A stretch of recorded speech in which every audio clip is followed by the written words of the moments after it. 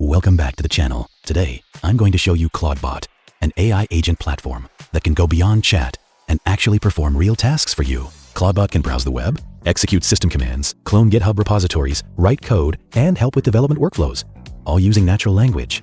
One of the biggest advantages of Clawdbot is that it's self-hosted. Your data stays on your machine, and you have full control over how the agent behaves and what it can access. Clawdbot also supports powerful integrations. It can connect with platforms like Telegram, Discord, Slack, and email, so you can control your AI agent directly from the tools you already use. This means you don't need a separate UI. You just send messages, and Clawdbot takes care of the actions behind the scenes. Let's start with the installation. Clawdbot runs on Node.js, so the first step is to make sure Node.js is installed on your system. Node.js is required to run the Clawdbot CLI and manage its dependencies. Once Node.js is installed and verified, installing Clawdbot is straightforward using npm. With a single command, Clawdbot gets installed globally on your machine. Once Clawdbot is installed and running, the next step is to set up the agent. Clawdbot provides an onboarding command that guides you through the initial configuration.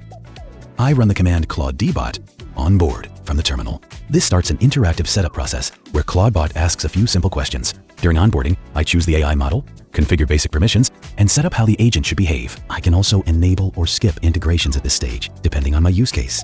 Once the onboarding is complete, Clawdbot saves the configuration locally and initializes the agent.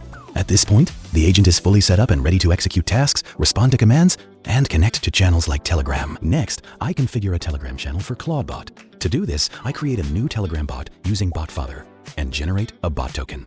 I then add this token to Clawdbot's configuration, which allows the agent to connect securely with Telegram. Once the connection is established, I can control Clawdbot directly from Telegram.